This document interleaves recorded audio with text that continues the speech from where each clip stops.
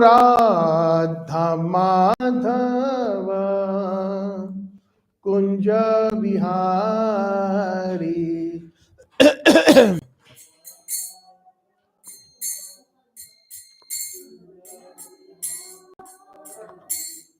जय राधा माधव कुंज बिहारी।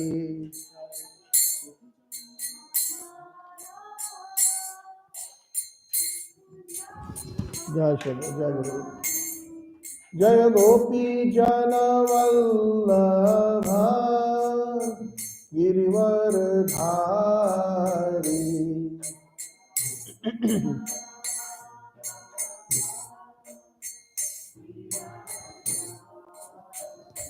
जय गोपी जन वल्लभ गिरिवर धारी।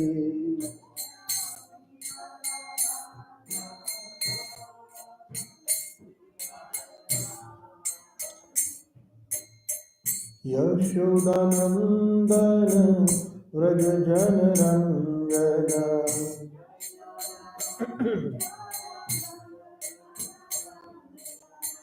यशोदानंदन व्रज जन रंजन।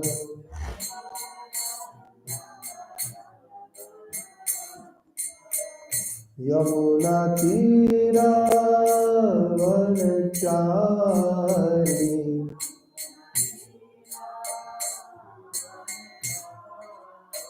यमुना तीरा वनचारी।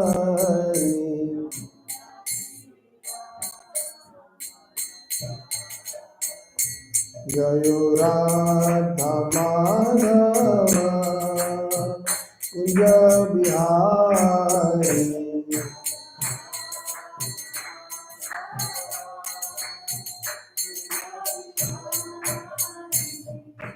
हरे कृष्णा कृष्णा कृष्णा हरे हरे हरे राम राम राम हरे हरे।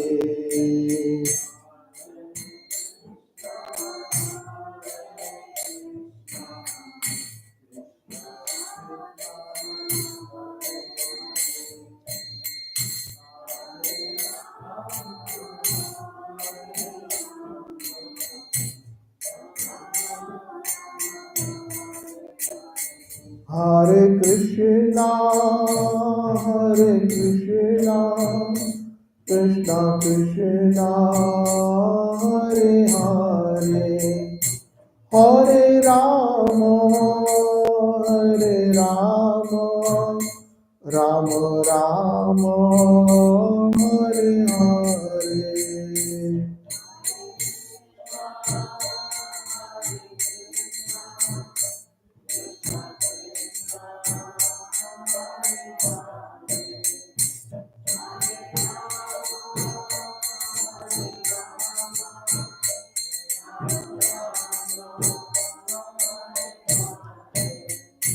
हरि बोल हरि बोल निताई गौर हरि बोल।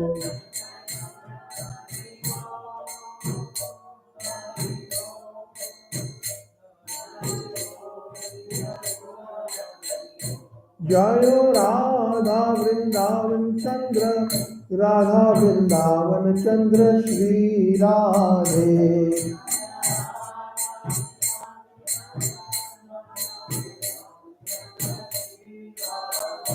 जय गोपाल नाथ जी जय श्रीनाथ जी। जय गोपाल नाथ जी जय श्रीनाथ जी।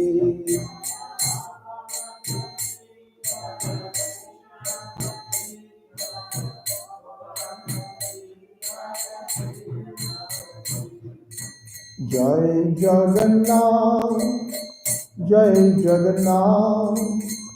जय बलदेव जय Subhadra.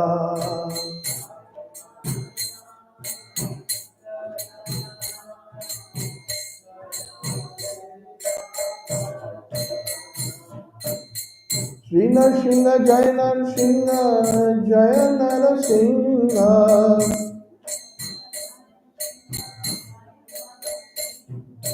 Praladesha Jaya Mukha Jaya Govinda Praladesha Jaya Mukha Govinda Aya Prabhupada Prabhupada Prabhupada Srila Prabhupada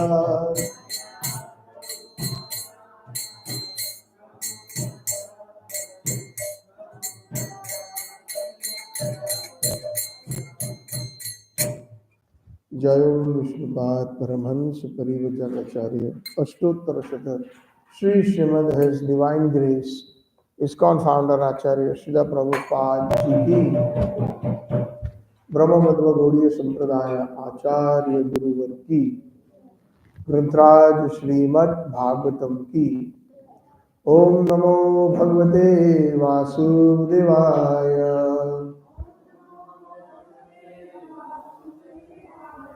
Om Namo Bhagavate Vasudevaya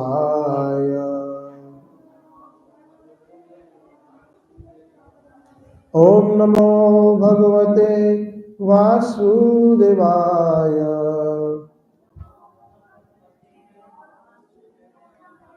Om Namo Bhagavate Vasudevaya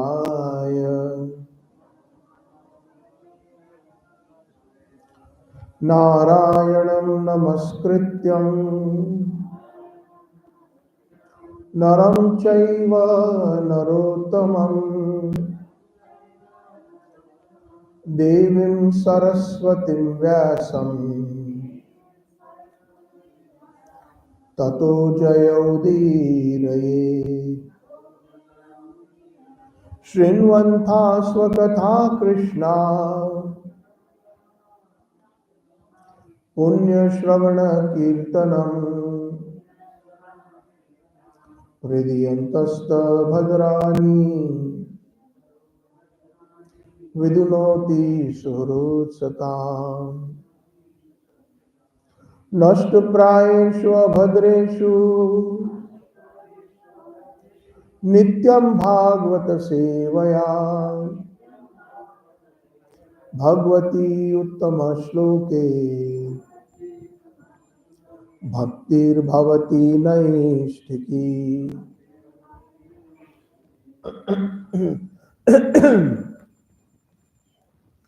So today we will be serving Grantraj Srimad Bhagavatam, Canto number 3,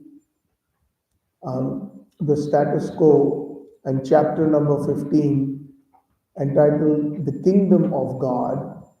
And the verses I believe that are displayed on the board are 44 and 45. Actually, 45 is displayed because 45 has Bhaktivedanta Swami Srila Prabhupada's purport, 44 does not.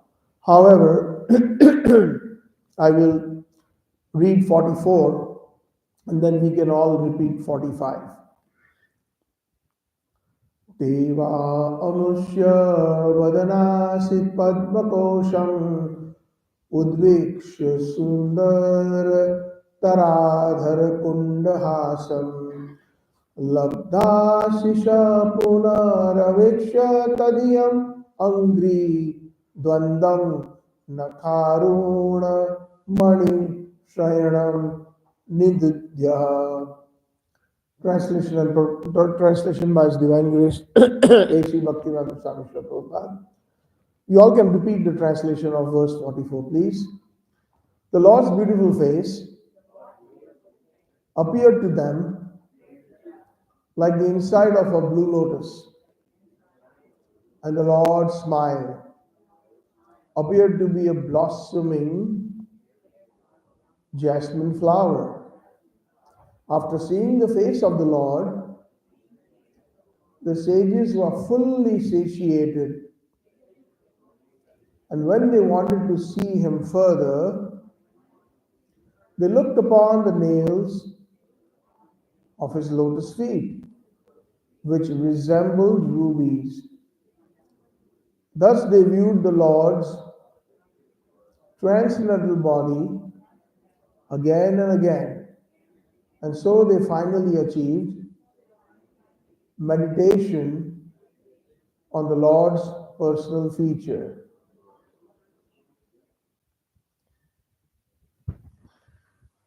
Verse number 45. Pumsam gatim mrugayatam yoga margay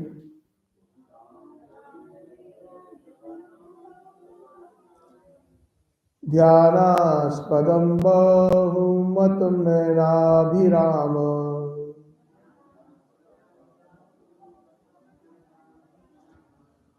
Pausnam vapurushayanamanya siddhai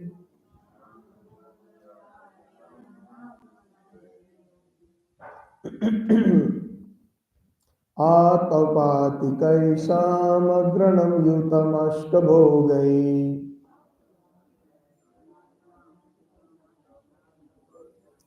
Pumsam gatim mrugayatamiha yoga margay ध्यानास्पदं बहुमतं नयनाभिरामम्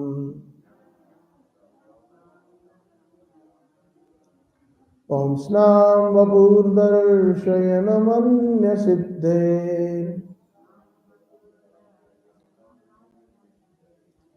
औत्पत्तिकै समग्रणं युतमष्टभोगै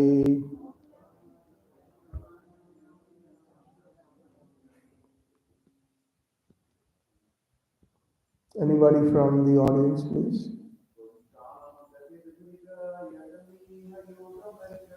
Pumsam gatim mrigayatamiha yoga marge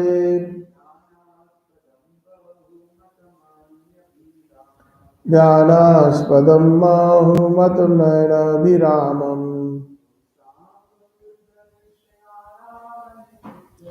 Pumsam vapurdarshayanam anandam siddhe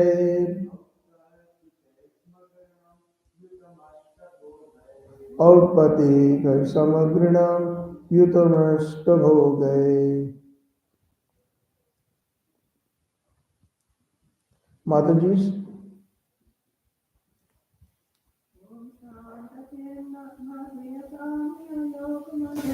Pumsam gatir mrugayatamiha yoga marge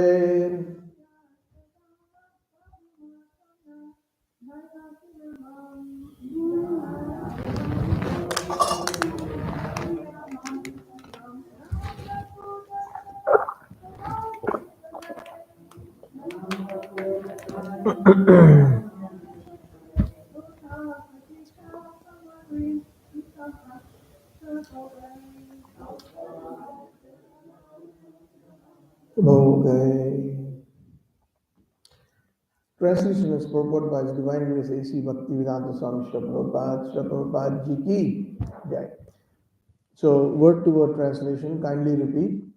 Pumsam, of those persons, Gatim, liberation, Mrugayatam, who are searching, Iha, here in this world, Yoga Marga, by the process of Ashtanga Yoga, Dhyana Aspadam, object of meditation, Bahu, by the great yogis, Matam, approved, Nayana, eyes, Abhiramam, pleasing, Pomsna, human, Vapuha, form, Darshayanam, displaying, Ananya, not by others, Siddhai, perfected, Atupatikai, eternally present, Samagranam, praise, Yutam, the Supreme Personality of Godhead, who is endowed, Ashtabhogai, with 8 kinds of achievement. Translation, this is the form of the Lord, please repeat. which is meditated upon by the followers of yoga process, and it is pleasing to the yogis in meditation. It is not imaginary but factual, as proved by the great yogis. The Lord is full in eight kinds of achievement, but for others, these achievements are not possible in full perfection. So, this is an extremely long purport.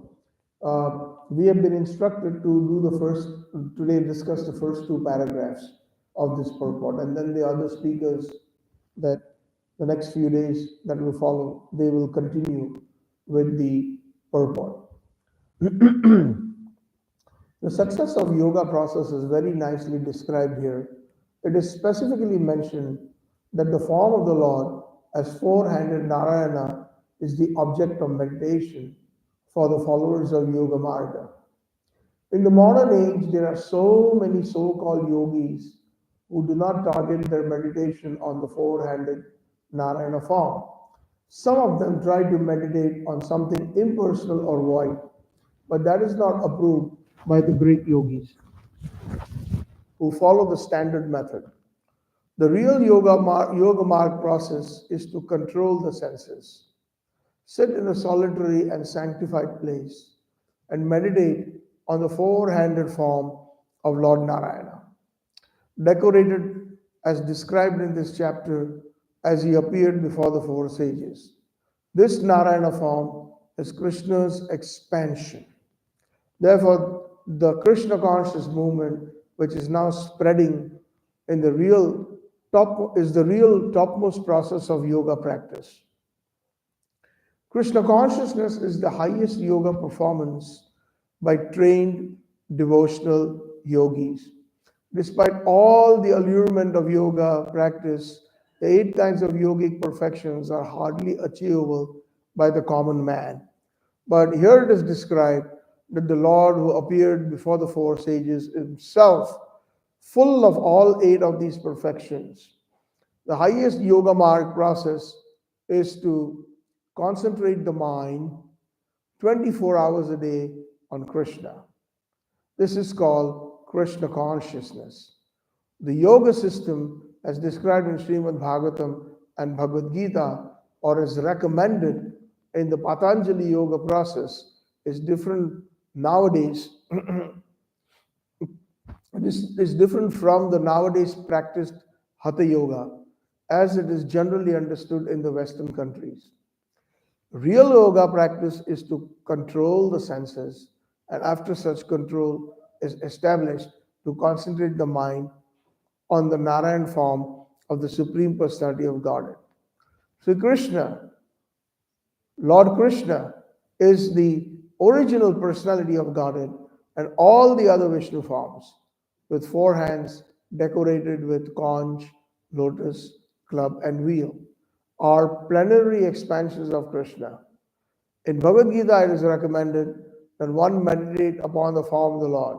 To practice concentration of the mind, one has to sit with the head and the back in a straight line, and one must practice this in a secluded place, sanctified by a sacred atmosphere. The yogi should observe the rules and regulation of brahmacharya to strictly live a life of self-restraint and celibacy. One cannot practice yoga in a congested city. Living a life of extravagancy, including unrestricted sex indulgence and adultery of the tongue. Yoga practice necessitates controlling the senses, and the beginning of sense control is to control the tongue. One who can control the tongue can also have control over the other senses. One cannot allow the tongue to take all kinds of forbidden food and drink and at the same time advance in the practice of yoga.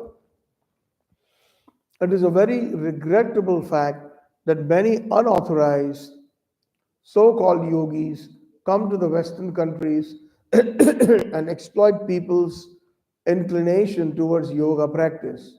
Such unauthorized yogis even dare to say publicly that one can indulge in the habit of drinking and at the same time practice meditation.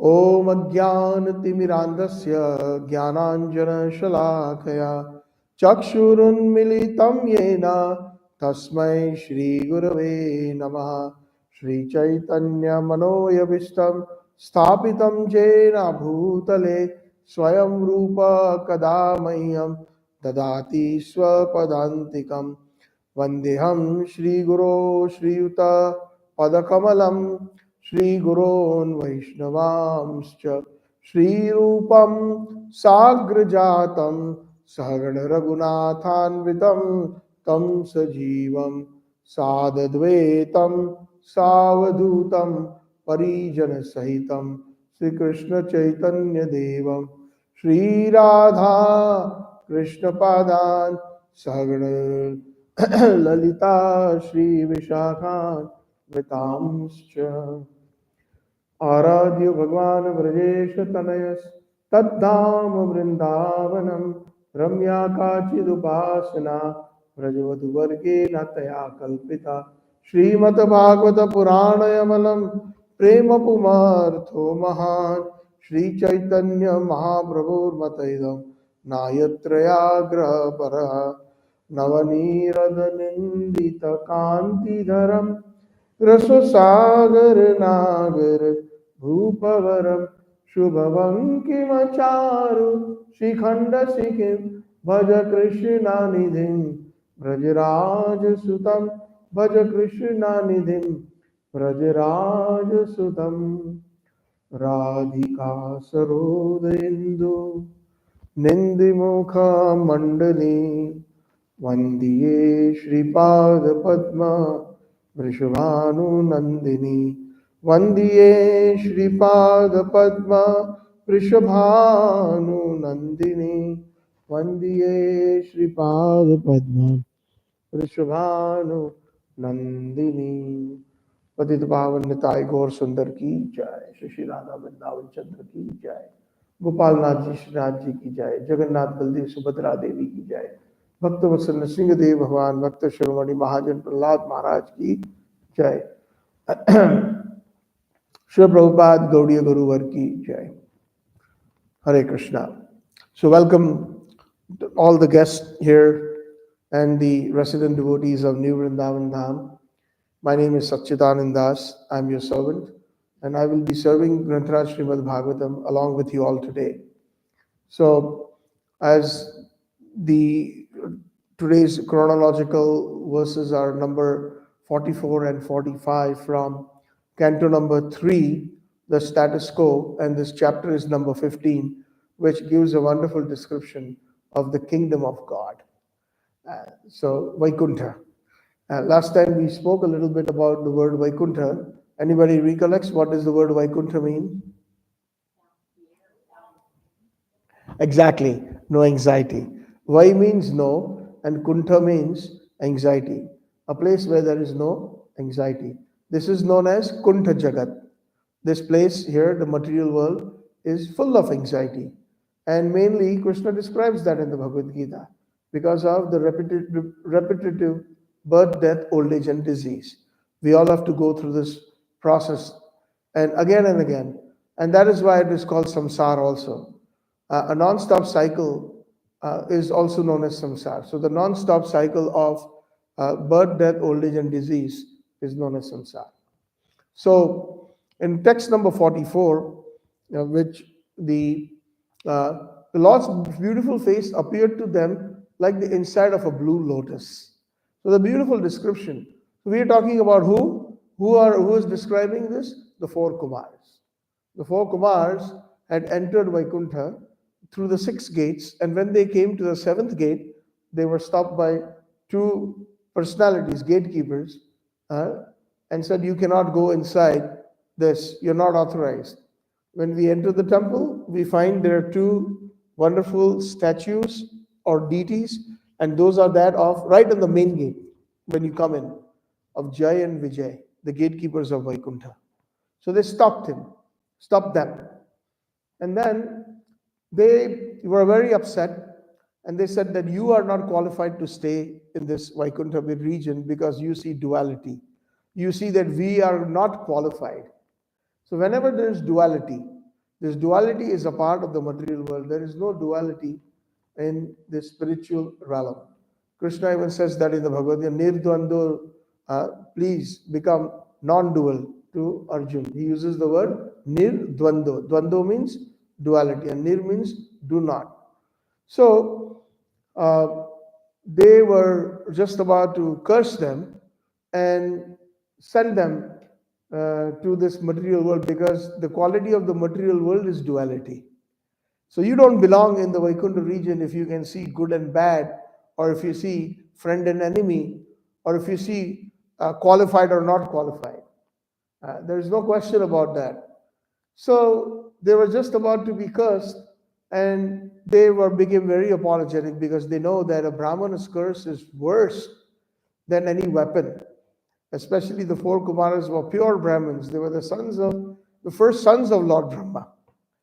And they were realized. As a matter of fact, Brahma was asked by Krishna to procreate, to create the Prajapatis, so that the population of this material world would increase, because the material world was empty at that time when the creation happened. So when the first born sons of Lord Brahma, the four Kumars, when they appeared, the father, Lord Brahma, said, okay, come on now, you get busy in procreating. And they said, sorry, my dear father, that's not us. And they left.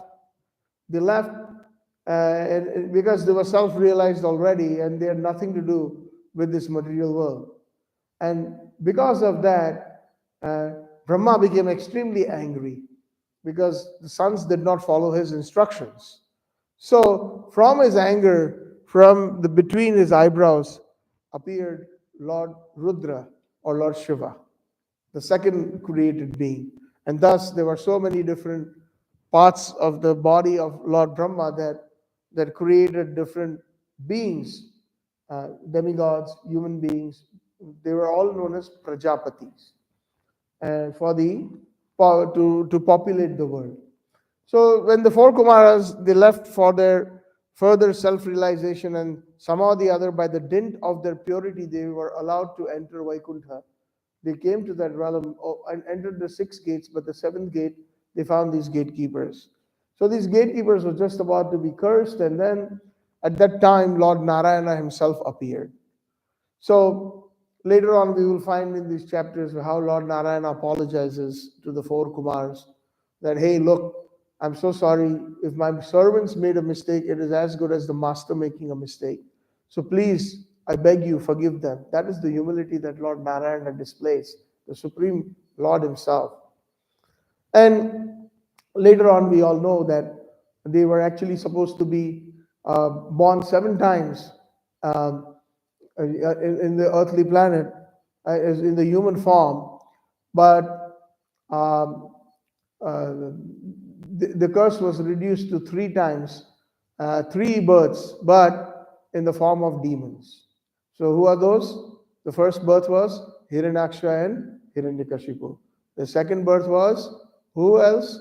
In Krishna Leela, Shishupal and Dantavakra. And I'm sorry, in between was the Treta Yuga. In Lord Ramachandra's pastimes, they appeared as Ravan and Kumbhakarna. And it is also said, by the way, that they appeared as Jagai Madai also during Mahaprabhu's Leela. So, anyhow, here we are in a situation where the four Kumaras are directly seeing the Supreme Lord, the personality of Godhead, and they're describing his wonderful beauty, as we can see here. So the face appeared like the lotus, or the whirl of inside of a lotus, a blue lotus. So what is the countenance or the color of Lord Narayana or Krishna? He is darkish bluish. And that is also known as Krishna, the color itself. And Krishna also means all attractive. So Navanira the Nindita Kantidharam. Before I started, I sing these prayers almost every time. So the color of Krishna, it puts to shame the most beautifully formed fresh cloud. Nava Nirada. Nirad means fresh, and Nava means new, new cloud. Nava Nirada Nindita. Nindita means puts to shame. Krishna is so beautiful, his bluish, darkish color, that it puts to shame the color of the fleshly form crowd. So then his smile appeared like that of a jasmine flower. And the face of the Lord was so beautiful, the sages were fully satiated just by taking darshan of the Lord.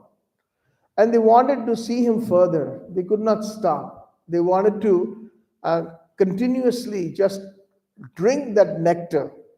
And just like I'm reminded of in Jagannath Ashtakam, uh, in the first verse, what is that verse?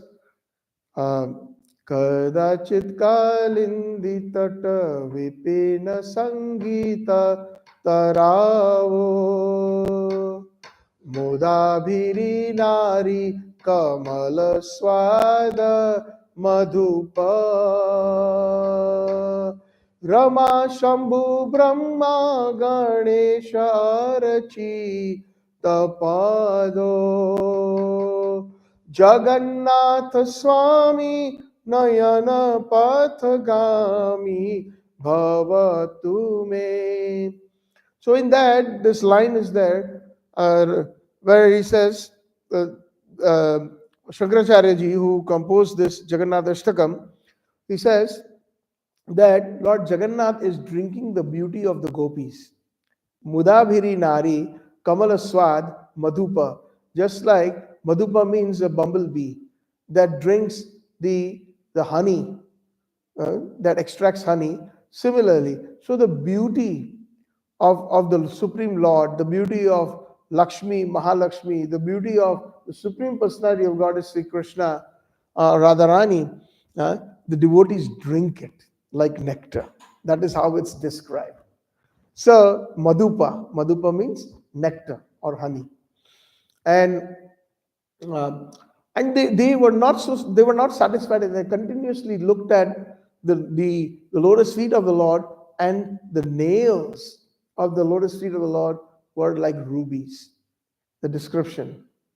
Again, there's one nice poet, I forget his name, in the Vallabh Sampradaya. And there is a nice bhajan, or it's called a pad in Vraj Bhasha, in the language of Vrajvasis. And the Samam Bonam that I remember many years ago, I had heard it, and it was so beautiful when I understood the meaning. They're describing Gopal Nathji. As you all know, that Vallabh Sampradaya, they worship Srinathji. So the description of Gopal Nathji is that his lotus face, he starts with describing his lips are like the rising of the sun. That's when the sun rises. What's the color of the sun? It is saffron reddish, right? So that is how, and also that's described in the Damodar Ashtakam. What is that verse? Mus chumbitam bimba rakta adharam me. Krishna's lotus lips are like bimba fruit, so reddish. And somehow the other, the gopis cannot just stop but kissing him. Muhus chumbitam bimba rakta adharam me. Manasi avirashtam alaksham labhe.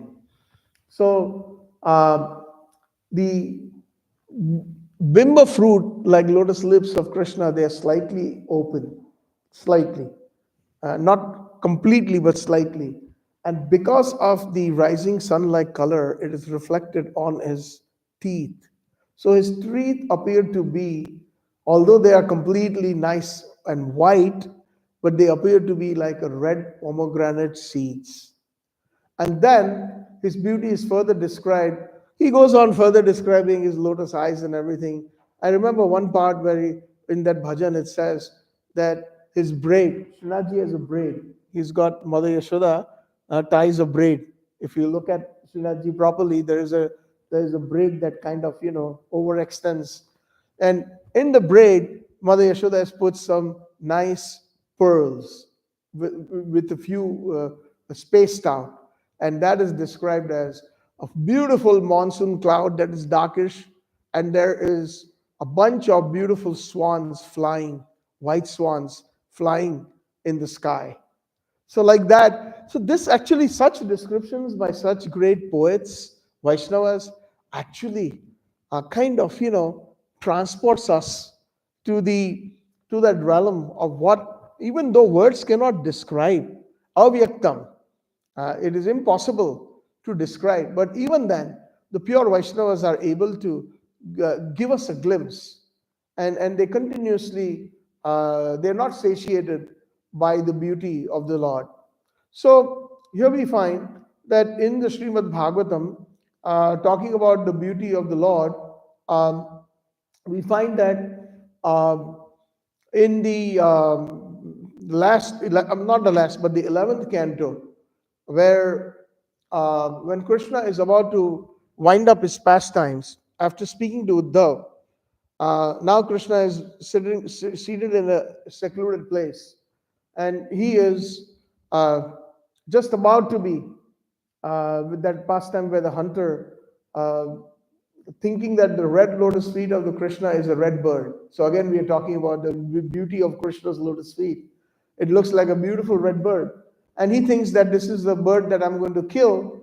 So, but prior to that, Uddhav, he gives instructions, and then he's simply in a very meditative, very calm mood, Krishna.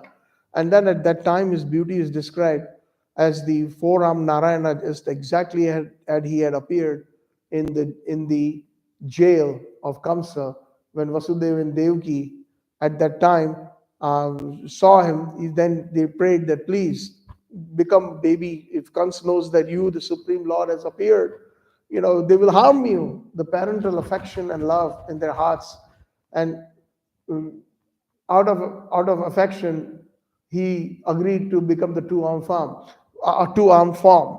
So here in this particular, there's a bunch of verses that I was looking at. It says, Bibra Chatura Bhujamarupam Brajishnu Prabhaya Swaya Disho Vimritta Kurvan Viduma Iva Pavakaha Srivastankam Ghana Shyama Taptaha Takavarchasam Kaushambra Yug Mena Paritram Sumangalam Sundara Smita Vakrabjam Nila Kuntala Manditam Pundrikabhi Abhiramaksham Suram Makara Kundalam Kati Sutra Brahma Sutre Kirita Katanga Angai Hara Nupura Murdhivi Kaustubena Virabjitam Vanamala Paritagam Amurtimadhir Niyamadhudai Krutoro Dakshine Padam Asinam Pankajarunam. So I'll just read the translation, which describes the beauty of Krishna in his four-arm form, which Srila Prabhupada is, in the next verse, is saying that one should meditate on the four-arm form of Lord Narayana.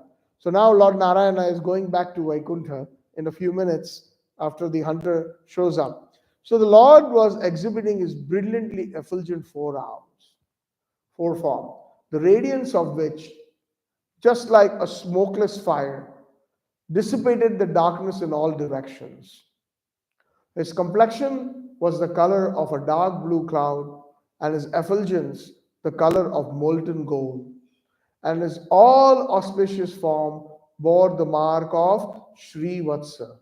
Srivatsa is a hair lock, a white hair lock that is only found in Lord Narayana or Vishnu or Krishna, that is distinguishing from the rest of the residents of Vaikuntha. All the residents of Vaikuntha look alike, the forearm, which is called Sarupya Mukti. There are 5 kinds of liberation: Saujya, which the Brahmavadis or the Mayavadis get when they are purified enough to go beyond the 3 modes of material nature, but they do not get the actual personality, darshan of the personality of Godhead or Godheads. They do not. They stay in the Brahma Jyoti. That is called Sahajiva. And demons who are killed by Krishna or Krishna's avatars, they enter that realm.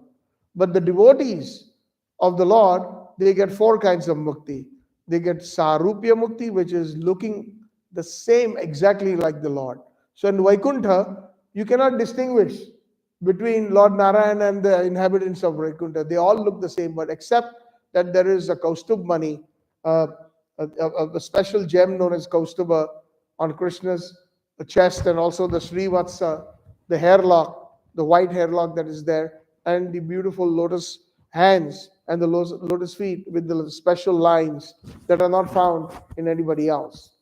So, and then the other two are Sarsti, the opulence of the Lord, and Samipya Mukti. Samipya means to stay close to the Lord. They are given. So these four kinds of muktis for the. But even though, just as a side note, Vaishnavas do not even aspire for that. Not for either Samipya, Sarupya, Salokya, staying in the same planet as the Lord, and Sarshti Mukti. Because our Gaudiya Vaishnavas are extremely service oriented. Swargeshu, Narkeshu, Apavargeshu, Samatulya Darshana. Whether they are situated in Swarga, heavenly planets. Apavarga means the Vaikuntha, the spiritual world or the kingdom of God.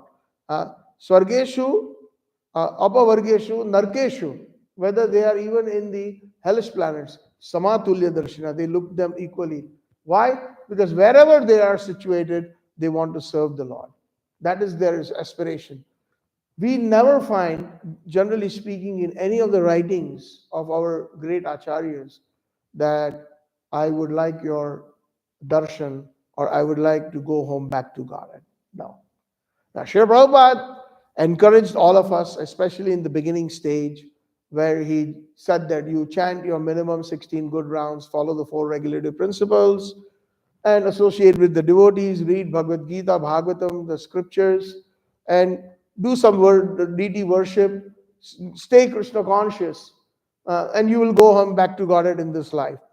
So, but from the, just like the other day when we gave lecture on the conversation between Rai Ramananda and Chaitanya Mahaprabhu, there were different gradations, or we can say realizations, which even Mahaprabhu rejects the whole Bhagavad Gita. Can we do that? No, we cannot do that. He considers Bhagavad Gita as external. So all those slokas that Rai Ramanand recited, he says, Iho Bahya, Aage kaho. This is external. Tell me more. So until Rai Ramanand speaks about pure devotional service, and then Chaitanya Mahaprabhu says, aha, now you're talking. Now you're talking. So now tell me more about pure devotional service. So then he describes the different processes of different devotional services and the different mellows, like the Sakhya Ras, Dasya Ras, Vatsalya Ras, and Madhurya Ras, and especially finally the Samam Bonam being the love of Srimati Radharani, which Chaitanya Mahaprabhu was eagerly waiting to hear, which is the highest of the highest. So here we find that according to one's realization and according to one's level of bhakti, we have different, we can say, taste, or the higher and higher the taste gets. So, as I was saying, in this particular incident, the mark of the Srivatsa, and we're talking about, we were talking about none of the Vaishnavas, the pure Vaishnavas, ever asked for liberation. Krishna, wherever I am, please engage me in your service. And that's the real meaning of the internal meaning of the Hare Krishna Mahamantra as well. Please, wherever I am. And that's why Srila Bhakti Siddhanta Prabhupada said, our Prabhupada quoted that. Don't try to see Krishna. Perform your service in such a way that whenever Krishna is ready to see you, he will call you. So that is the thing. It's not bad to aspire to go back to Godhead, but this is even more superior. Just like we are talking about different gradations of bhakti. So none of our Goswamis, Bhakti Vinod Thakur, Narottam Das Thakur, never, if you examine those bhajans, never asked for back to Godhead. Wherever it's like Prahlad Maharaj's teachings. Prahlad Maharaj when Naradji came, when Nrsimhadev Bhagwan came and he was so pleased, he said, Prahlad, I'm so pleased with your bhakti. Tell me, ask me for any benediction and I will give it to you. So Prahlad Maharaj says, there's nothing in this material world that I want, my dear Lord. I saw my father Hiranyakashipu, who had all the wealth. Hiranya means gold or wealth, and Kashipu means comforts. So he had all the wealth and all the comforts, nice silken clothes, nice bed, nice couches, nice everything. Everything he had. And you finished him like a wasp. Tava Karakamalavare Nakamat Buddha Shringam Dalita Hiranyakashiputanu Bringa. Bringa is like little wasp. So what's there in this material world, my dear Lord? I don't need anything. No, Prahlad, please. He asked me, he says, okay, deliver my father. He says, that's already done. That's not even a part of the benediction. 21 generations in the past and 21 generations yet to come, they're all delivered because of your bhakti, O Prahlad. So please ask me a benediction. And so finally, Prahlad Maharaj says, okay, to please you, my dear Lord. This is also another very good thing. Highest bhakti is even when the Lord appears and says, my dear devotee, ask me for a benediction. The devotee says, I don't want anything except your devotion.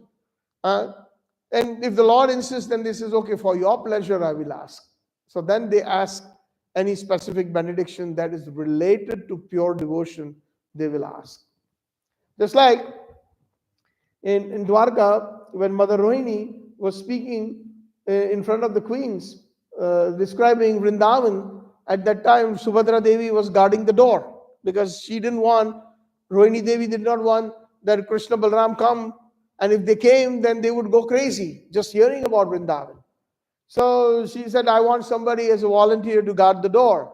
So Subhadra Devi said, okay, I will guard the door and I will stop my brothers if they come.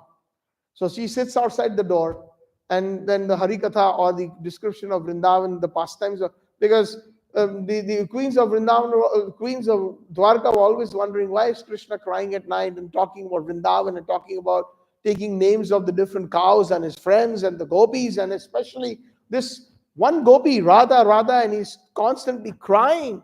So we need to know. And when Naradji appeared, they asked Naradji, you know everything. So Naradji said, you know what? The best person to ask is Rohini Devi, because Rohini Devi was in Vrindavan because she was one of the co-wives of Vasudev. Vasudev had many wives, and the most prominent ones were Devki and Rohini Devi. So when they were put into prison, Rohini Devi was sent to Gokul, and that's where even Balram grew up in Gokul or in Raj in Vrindavan. So she has seen everything. So Naradji didn't want to take the credit there. And of course, he's very tricky anyways. So he didn't want to be a part of, any kind of what's going to happen after the description of Vrindavan. In that sense, he was very cautious. They said, Rohini Devi knows everything, you ask her. So then they all gather around Rohini Devi and she starts speaking about Vrindavan and the pastimes of Krishna and how Vraj is so beautiful and the mellows there are so amazing and sweet, so sweet they are. And at that time, then immediately Krishna Balram, who were in the assembly in the palace, they being the Paramatmas or the super souls, they understood something's going on there, something's cooking, and they immediately left the assembly and went to the palace of Rohini Devi. And there, when they saw the Subhadra was guarding the door, like sitting outside. What are you doing here? What are you doing here, brothers? That's what he said. Go away. No, something's going on. So they came closer and they heard the Rohini mother speaking about Vrindavan. And the moment that Katha of Vrindavan went into the ears of Krishna, Balram, and even Subhadra, they were just aghast. And they just went into a trance or into the Ashtashatvik Vikar, the 8 different transformations in their body and in their consciousness, and their hands receded into their body, their legs and their mouth, just like when we hear something excellent news, we cannot even speak it up, or if there is even like very bad news, right? So that stamba. Stamba is like a pillar. One becomes like a statue or a pillar. That's the symptoms that happens. So remembering Vrindavan, that's what happened to them. That's what happened to Chaitanya Mahaprabhu when he was chanting the holy names in the Gambhira, and then when he would just run out in the middle of the night in front of the Jagannath temple, thinking of Lord Jagannath, the Krishna, Krishna, Krishna, and he would go into these ecstasies and become sometimes very long, about threefold. Chaitanya Mahaprabhu was 6 feet, and his body would elongate to 18 feet. Sarup Damodar Goswami and Rai Ramanand and the devotees, when they were looking for him, when they found him, he looked like, and sometimes he would become like a ball, all his hands and legs and everything would recede like a tortoise in ecstasy. So when the katha was finished, and then everybody started coming out, and then there was no more katha. So Krishna, Balram, and Subhadra Devi came back to the external forms, whatever the original forms were. So then Naradji, everybody saw them actually. When they came out, they saw those ecstatic forms, and of the hands receded and the wide eyes and the mouth wide open, etc. So, but when the katha everybody started on, then they came back to their original forms, and then Naradji looked at them and he started dancing when he saw those forms earlier when they came out of the door. And then when Krishna came to his original form, he asked Naradji, was it something to do with you? Did you start this? And like Naradji put his head in shame, as if he was going to be chastised. So he said, yes, my Lord. And then Krishna said, oh Narad, I'm so pleased with you. Ask me any benediction.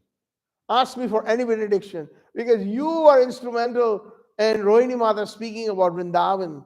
And we went into this ecstasy. It is all because of you. All because of you, Naradji. Ask me, myself, Balram or Subhadra Devi.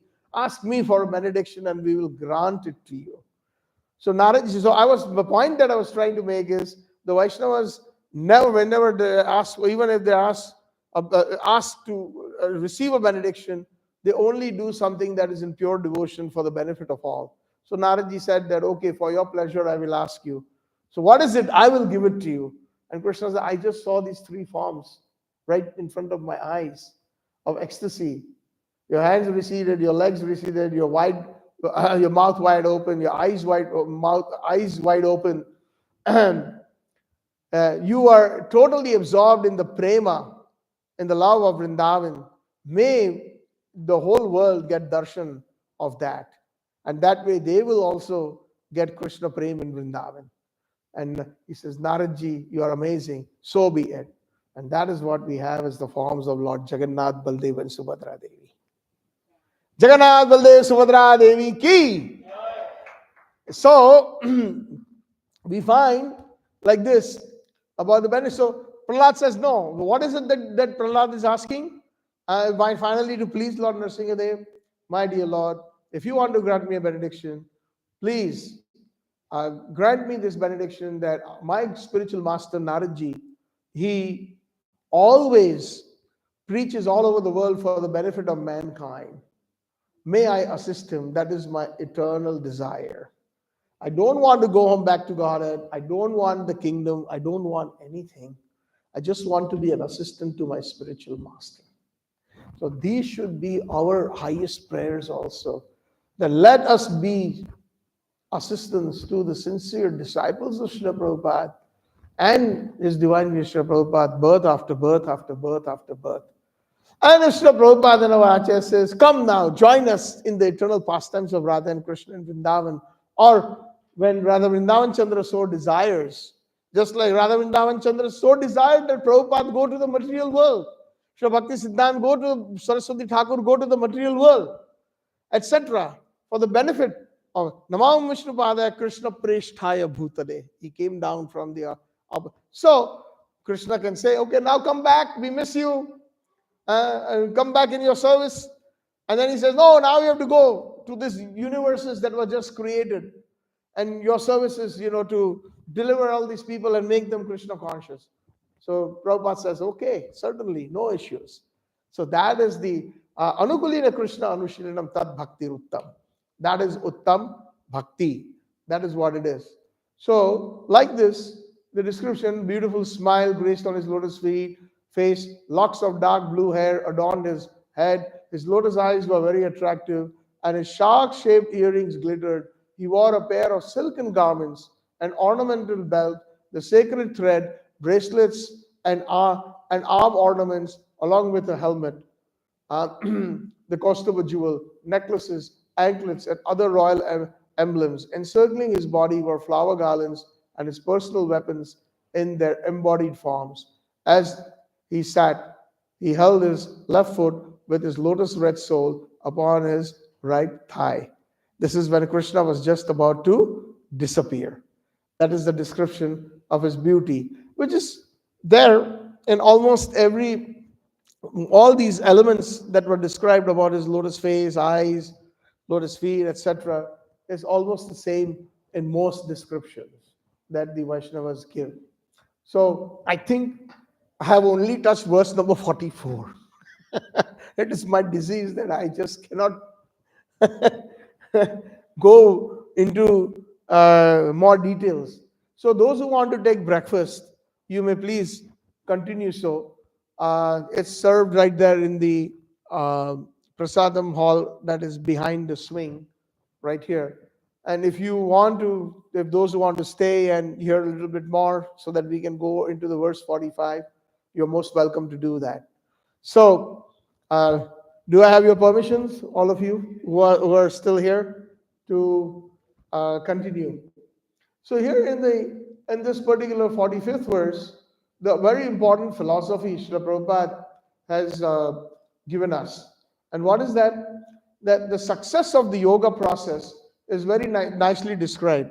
He says that the form of the Lord as the four-handed Narayana is the object of meditation for the followers of Yoga Marg. So Yoga Marg means he's talking about those yogis who are sitting in meditation. If they're not thinking about the four-arm form of Lord Narayana, then there's something wrong.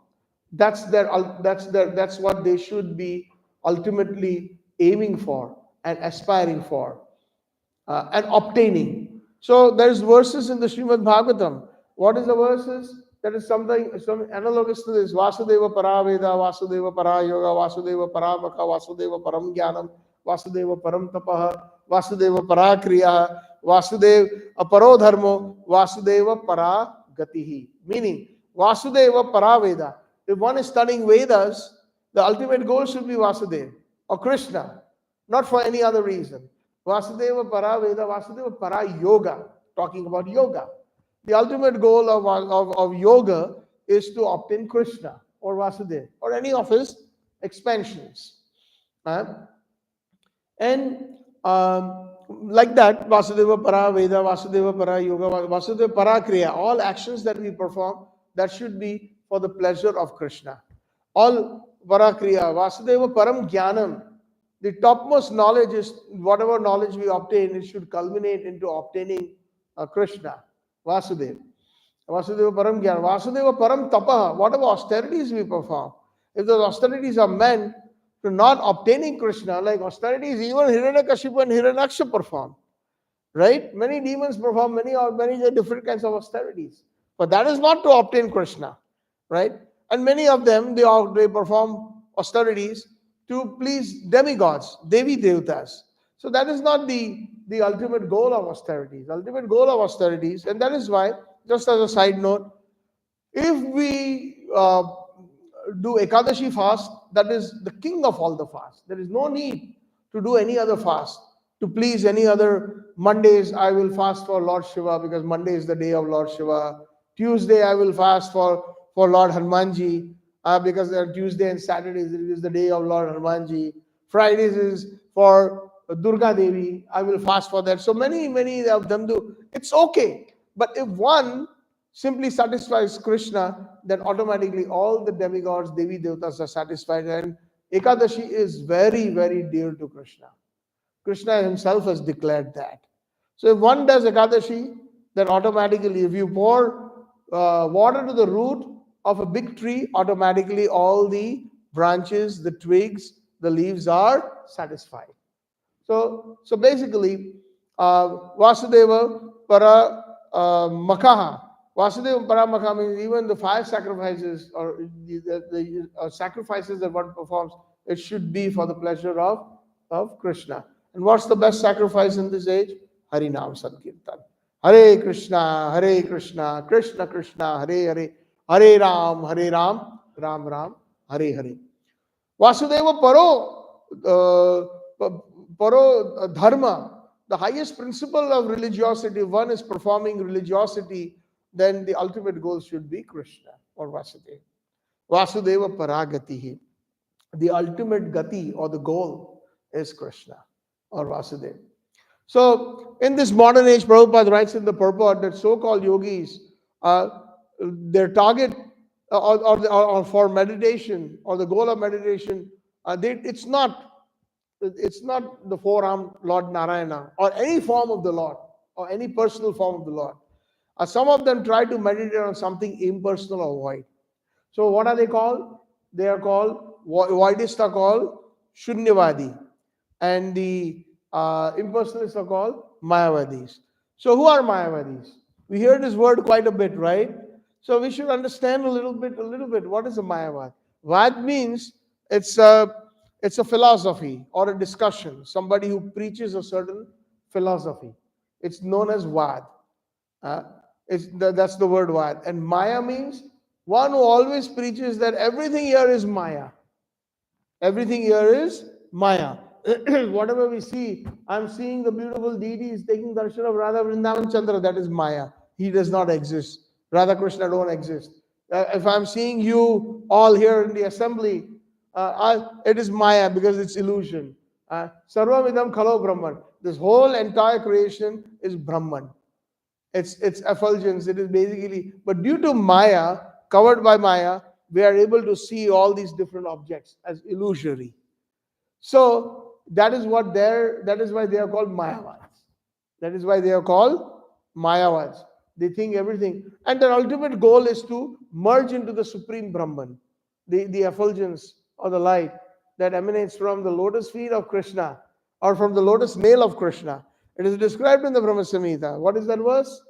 Advaitam Achyutam Anadi Vananta Rupam Vadyam Purana Purusham Nav Yavaram Cha Vedesha Durlabham Adurlabham Atma Bhakto Govindamadi Purusham Tamam Vajami. Pantastu Koti Shatvatsara Sampragamyo Vayo Rathapi Munaso Muni Pungavanam So Api Asti Yat Prapad Simni Achinta Gunatatve Govindamadi Purusham Tamaham Vajami. The yogis sit in trance and meditation for thousands and thousands of years. Pantastu Koti Shatvatsara. Millions of years, sometimes some of the yogis sit in trance. And what do? Vayo Rathapi Manaso Muni Pungavana. These munis or yogis, they drill their respiration, they control their breathing, they do this pranayam and all these yogic exercises. Vayo Rathapi, Vayo means the air, etc. The different processes of Ashtanga Yoga. Vayo Rathapi Muni Pungavana. And what is the ultimate result that they get of all this meditation for thousands of years? Muni Pungavana. So api asti yat prapada simni.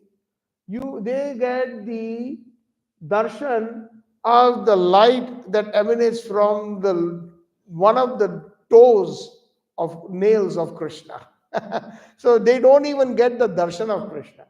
So what is Brahma Jyoti? Brahma Jyoti is the effulgence that emanates from the total Vaikuntha planets, Krishna Loka, and the inhabitants of that. Just like somebody who is very pure, a saintly person, what happens? They have an aura, right?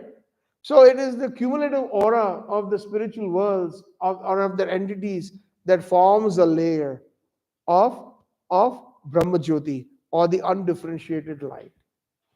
So that's what ultimately, after all that exercises and all that that they have gone through, they simply end up there.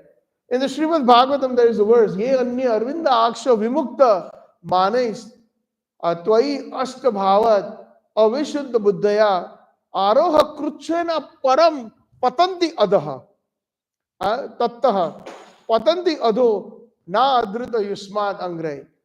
O lotus-eyed Lord, Lord Brahma is saying this.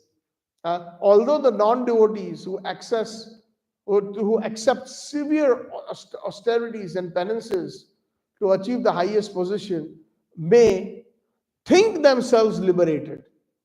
They are not liberated, but vimukta manena. This is a very important verse. Srila Prabhupada used to quote this quite a bit, describing the Mayavadis. They think that they are liberated. Vimukta manena. And then finally what happens? Patanti other. They perform all these severe penances to achieve the highest position, and they think that they are liberated.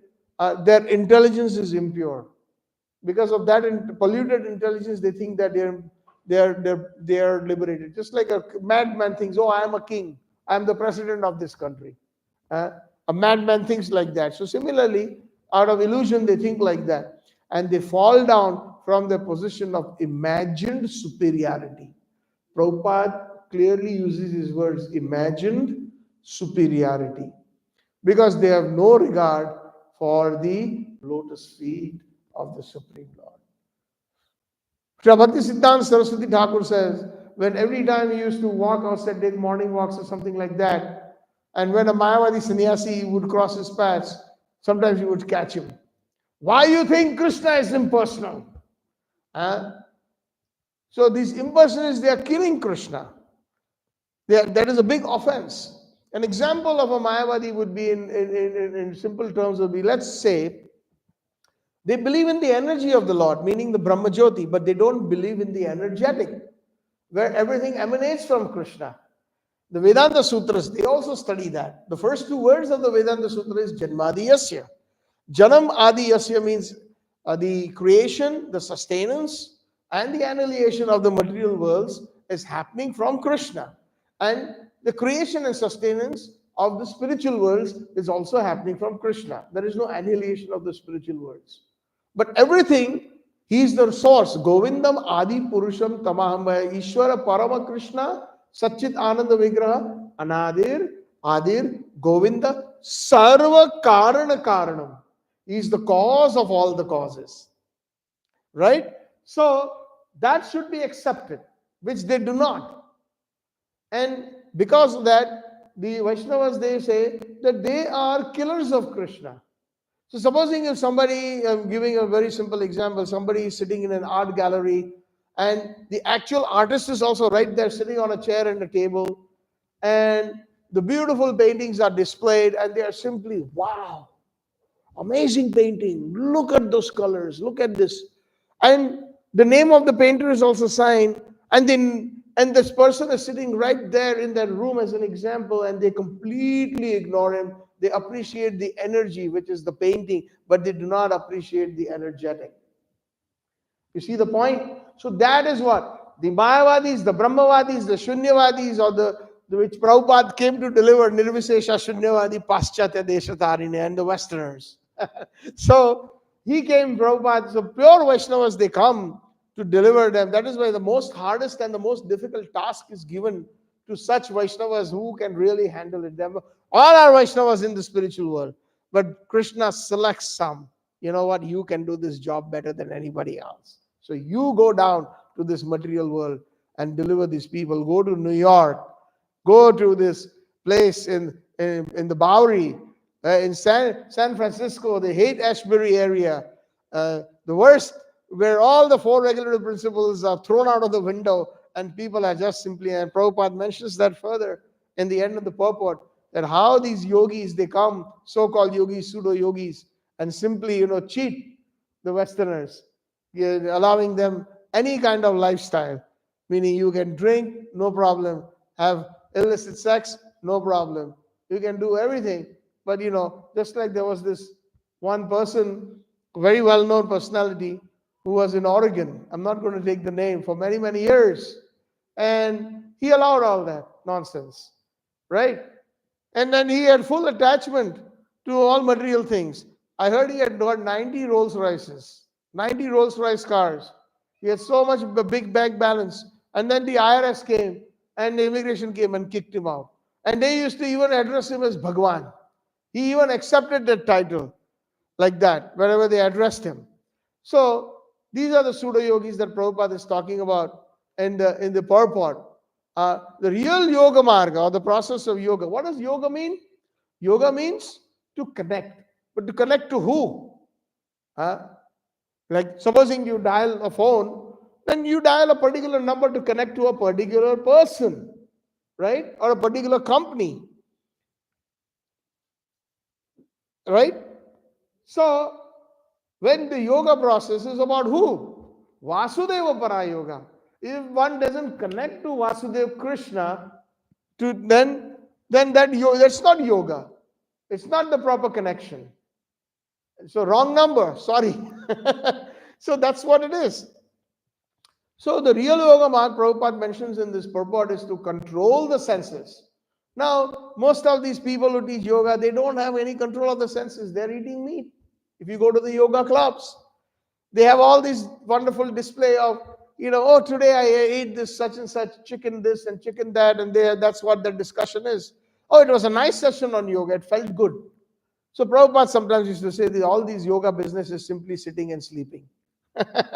Prabhupada used to say, they say, when they were closing their eyes and in meditation, what kind of meditation? Meditation on who? Nothing. Just, that's what they instruct in this yoga club. Think about void. Please, there's nothing around you. We are nothing. We will be merging into nothing. So be devoid of all your thoughts. Prabhupada said, how can you get devoid of any thoughts? As long as there's a living entity, there will always be thoughts. But simply our thoughts have to be dovetailed about thinking about Krishna continuously. So like this, the Narayan form, especially that is under description here in Vaikuntha, which the four Kumars saw, is an expansion of Krishna. And we find that he is like, very quickly, Krishna and Golok Vrindavan simultaneously expands on the left as Srimati Radharani as his Aladini Shakti, on his right as his Sandhini Shakti, Lord Balram, and from that Lord Balram, who is also known as the multiple forms that are there of Krishna that expand, is the Vaibhav Prakash of Lord Balram. Different moods. They have different moods, the different lordships. Like mood of Lord Nrsimhadev. Tavakara Kamalavare, Ugram Viram Mahavishtum Jalantam Sarvatam Mukam, Narsingham Vishnam Bhadram Mrityu Nabhavayam. Nobody came forward. Lord Brahma, Lord Shiva, all, even Lakshmi Devi, you go pacify your husband, because the mood of the husband was total Ugra, meaning he is so angry. How dare somebody torture a young boy, a baby, my devotee?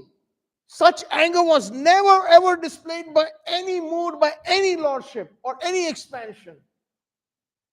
So different moods are displayed by the Lord depending on the situation. So those are there's Vilas, the Prabhav Vilas and Vaibhav Vilas. The Prabhav Vilas is the first quadruple expansion of Vasudeva, Sankarshan, Pradyumna, Aniruddha. From the Sankarshan of the first Prabhav Vilas comes the second Prabhav Vilas or Vaibhav Vilas, that is known as the second quadruple expansion of again Vasudeva, Sankarshan, Pradyumna, Aniruddha. Now from that Sankarshan, the different Swamshas of Leela, Purusha, Guna, Shakta, Vesh Avatar, Manvantar Avatar, and the Yuga Avatars happen. So the Vishnus, they come from them. That is explained here. So this is a very complicated understanding, but just to substantiate and to support Srila Prabhupada's statement here that Narayana is a form of Krishna's expansion. And the Krishna conscious movement, Prabhupada says, meaning our Iskcon movement, which is now spreading in the real topmost process of yoga practice. So this, what we have, is the topmost process of connecting with Krishna, or yoga. It is the topmost process of connecting with Krishna. How? Shravanam, Kirtanam, Smaranam. Shravanam means to hear. Kirtanam means to chant the holy names. Hare Krishna, Krishna Krishna, Hare Hare. Hare Ram, Ram Ram, Hare Hare.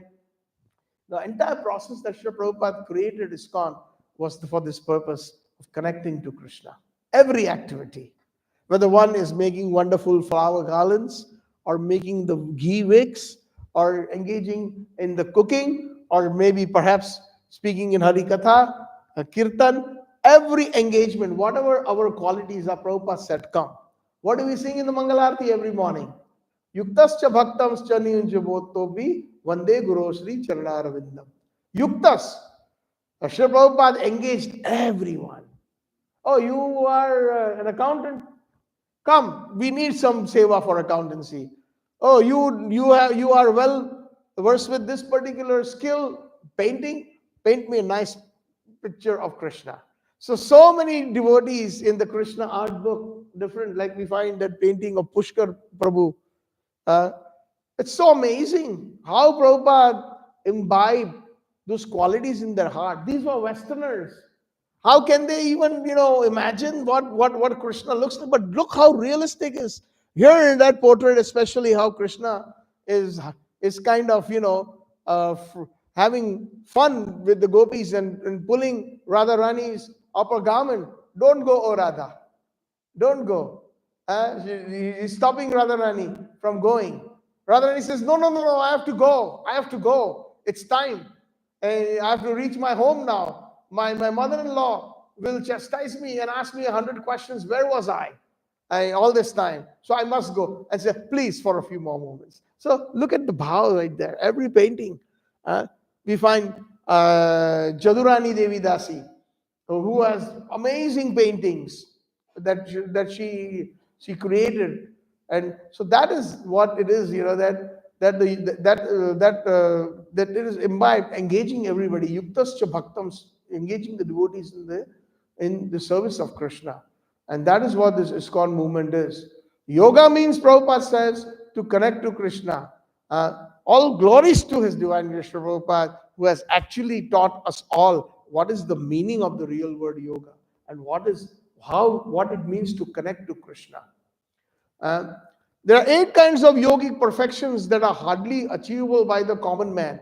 So those 8 kinds of yoga, that's the yogis, like, getting lighter than the lightest, heavier than the heaviest, then different things like, Anuma Siddhi, Laguma Siddhi, etc. The eightfold process. So the yogis, they want to achieve that. But that's got nothing to do with Krishna. It is just a display of their opulence once they achieve those different opulences. So Prabhupada said, the best of all of them is Sri Krishna. He possesses all of these to the unlimited extent, to an unlimited extent. What is that last verse in the Bhagavad Gita? Krishna is the topmost mystic. Yatra yatra yogeshwar. Right? So here, clearly Srila Prabhupada says that and then he describes a little bit about the yoga system. The real yoga system is the Patanjali yoga system. What is that Patanjali? Patanjali was a great sage who actually taught the different yogic exercises, and that was meant to control the senses to obtain Krishna. So what is Patanjali, the great sage? From some eons ago, Patanjali describes the soul is transcendently pleased when it meets the super soul and sees him. So those who are even sitting in those yogic postures and controlling their senses, ultimately it is to see the super soul within their heart and in the hearts of everyone. The four-arm form one time we were talking about the four-arm form. One time Prabhupada was in 26 Second Avenue, and he was giving the Bhagavad Gita class, and he was talking about Paramatma based on the slokas of Bhagavad Gita. And suddenly one person stood up and kind of in a challenging tone says, Swamiji, can you tell us what the Paramatma looks like and what is he doing? So Prabhupada was kind of, like the way it was asked and interrupted, the class was interrupted. So he says, Prabhupada said, Paramatma is standing in everyone's hearts, and now you sit down. So Prabhupada, in 1 second, he kind of, said, please don't disturb the class. So now Prabhupada mentions in the purport, nowadays the Hatha Yoga, the so-called practice in the Western countries, the Hatha Yoga system means what? Yama, Niyama, Ashtanga Yoga. So Yama Niyama means controlling the senses. Without controlling the senses, where are we? What are we going to achieve? It's just some imaginary thing that we will be imagining by joining those yoga clubs. We'll find some peace. We'll feel good. It's an exercise, but it is not yoga, in other words. Lord Krishna is the Supreme Personality of Godhead, Srila Prabhupada says, and all the other Vishnu forms with four ends decorated with conch, lotus, club, and wheel are his plenary expansions, Krishna's plenary expansions. So, yoga practice necessitates controlling the senses, and the beginning of sense control is to control the tongue. What do we say in the Prasadam prayers? भाई शरीर विद्याजाल जड़ेंद्रिय तायकाल जीवे फैले विषय सागरे तार मध्य जीवा अति लोभमय दुर्मति ताके जेठा कठिन संसारे कृष्ण बड़ो दयामय कोरिवारे जीवा जाए स्वा प्रसाद अन्न दिलो भाई शेर अमृत पाओ श्री राधा कृष्ण गुण गाओ प्रेमी दाखो श्री चैतन्य तार मध्य जीवा अति लोभमय दुर्मति. Amongst all the senses, the tongue is the most voracious of all. So if you can control the tongue, you can control the rest of the senses. And how do you start with controlling the tongue? Two things: chanting the holy names and Krishna Prasadam. If we do that regularly, nicely, if we honor Prasadam, and if we chant the holy names nicely, Prabhupada said, how many minimum rounds we must chant? Not 16 good rounds. That's the key, the word good. That's where it is. That is why we are not getting the taste. That is why our mind is going in 40,000 different places. So we have to cultivate that slowly. Rup Goswami says in the Nectar of Instruction, Vacho Vegam, Manasa Krodha Vegam, Jiva Vegam, Uddara Upastha Vegam, Etan Vegan Jo Visheshata Dhiraha, Sarvam Apinam Prithvim Sosishyat. Very first verse of the Nectar of Instructions. Vacho Vegam, a sober person who can tolerate the urge to speak. Just because we have the tongue, we just don't need to vibrate it like a croaking of a frog. Prabhupada mentions that. The frog, what does it do? It croaks non-stop. It's only inviting its death. And then due to that vibration, the snakes come and devour the frog. So if you're talking nonsense, that's not a good idea. Only speak about Krishna. We find that sometimes even in our temple atmosphere, when we are in the Prasadam hall, we just finished some nice hearing, and then what are we talking about? We are talking about what happened on BBC, what happened on CNBC, what happened in the stock market, what happened here, what happened there. So that is the croaking of a frog. So Vacho Vegam, one should control the speech. Manasa, the mind should be controlled. Jiva Vegam, the tongue. So one who can control the tongue can control all the other senses. And that person is qualified to make disciples. So who is that? Here the description, Rup Goswami says that a real guru is if he has all the senses controlled and he can make disciples all over the world. So we can examine based on the scriptures who's what. So, like this, I end here. The ultimate summum bonum of this verses 44 and 45 was personality of God. Prabhupada is the only one that I've come across after reading many philosophies and books in English. Nobody ever, besides Prabhupada, mentioned the word Supreme Personality of Godhead or Personality of Godhead. All of the philosophers, they call him God or they call him the Enlightenment or etc. and some other words. But the personality, God is a person. God is a person. I'll take 2 more minutes actually. I'm reminded of one wonderful pastime. His Holiness Radha Govind Maharaj, who is very well known in Iskcon for speaking Bhagavatam in Hindi. And one time, several years ago, he was traveling through the Gulf countries. I think it was Kuwait or someplace in the Gulf. He had a ongoing flight to catch, a second flight from India. He was supposed to come to the US. And he was in transit. So at that time, it was Ekadashi day. And the flight got delayed by more than 8 hours, several hours. So he simply kept chanting. He didn't get up for water, he didn't eat anything. And there was one officer, the chief security officer of that Middle Eastern country, watching him because he was seated right outside his cabin, close to the gate. So at that time, uh, after so many hours, he called him in.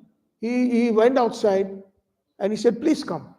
So Maharaj says, "Oh Krishna, I don't know what's going to happen now, because he's dressed in saffron and he's chanting and he's got the tilak and this is a Muslim country." So he said, "Now am I in trouble? Oh Narsingadev, please protect me." So he went inside and he asked, he said, "Please sit." So the officer said that you are a priest, a Maulvi. So Maulvi is an Arabic word for the Muslim priest. So he said, "Yes," in his broken English. He could not converse very nice. "Yes, I am Hindu priest." And then he said immediately, "Oh, what did I just say? Maybe this man is going to think otherwise." So very cautiously, he was like trying to find the proper words. So conversation started. And in midst of the conversation, the Arab officer looked at the clock. He said, "Please wait about 5 minutes." And he pulled a mat from his drawer and he spread it on the floor and started praying. He started praying his salah, or his, what do you call, the uh, namaz.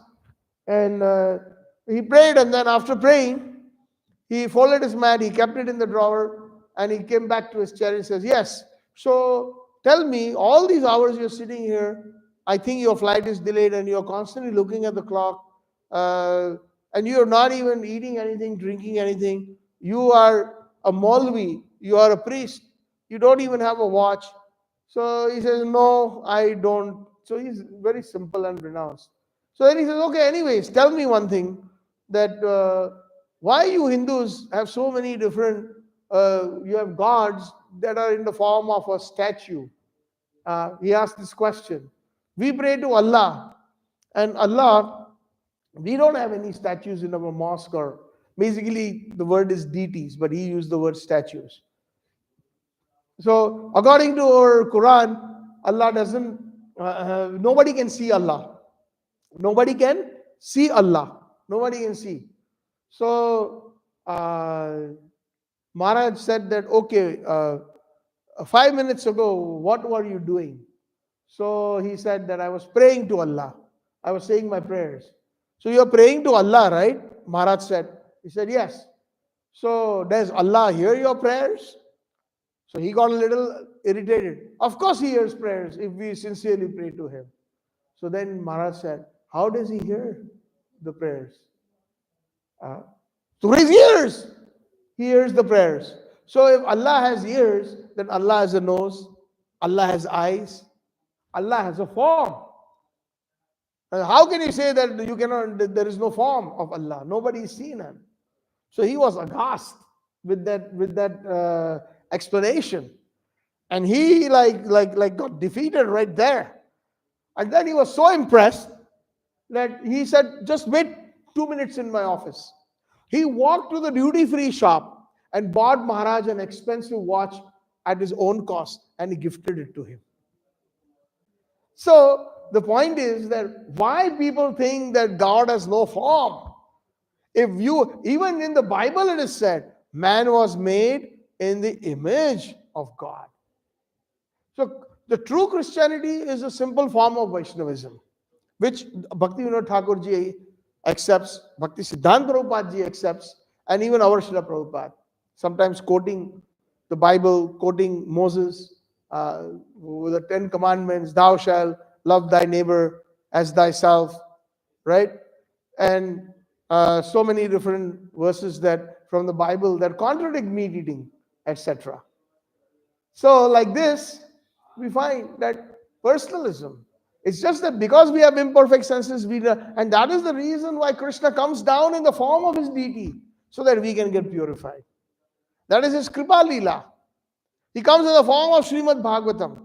He comes in the form of a representative Srila Prabhupada and the Acharyas to teach us about him, for his descriptions, his pastimes.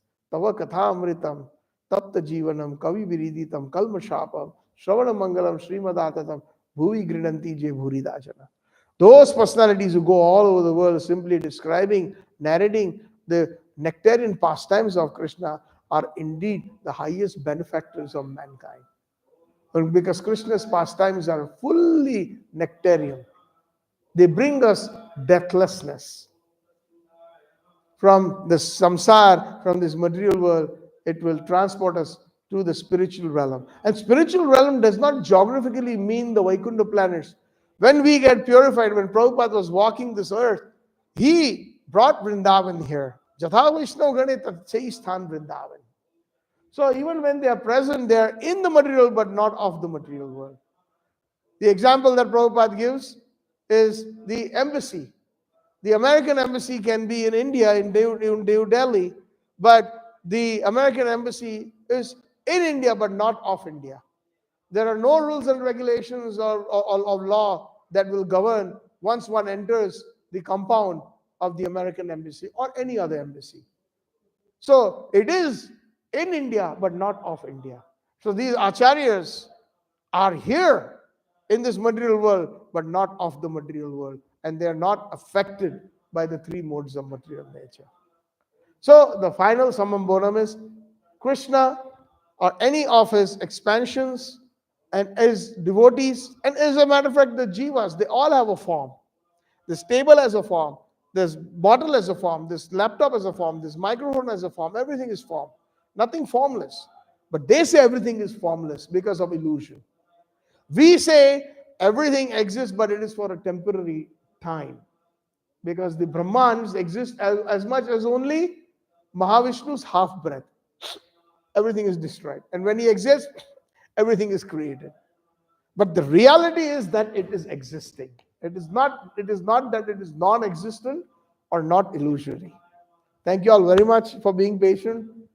And I hope we got something to take home about what Mayavadis are, what personalism is, what impersonalism is, what is the goal of life, what is the beauty of Krishna, as the Kumaras describe, and so many other wonderful choice verses in the Bhagavatam. That is why Krishna is known as Uttam Shlok, one of his names.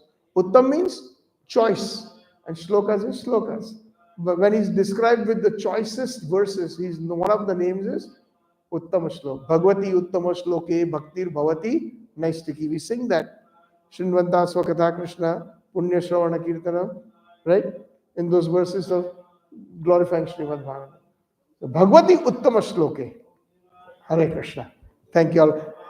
I can still then take any questions if somebody has any doubts or any clarifications or corrections. Okay, so maybe later on, maybe when you can catch me if you want to. Hare Krishna. Srila Prabhupada ki Jai. Grantraj Srimad Bhagavatam ki Gaur Premanande. Srila Prabhupada Gurudev ki Jai.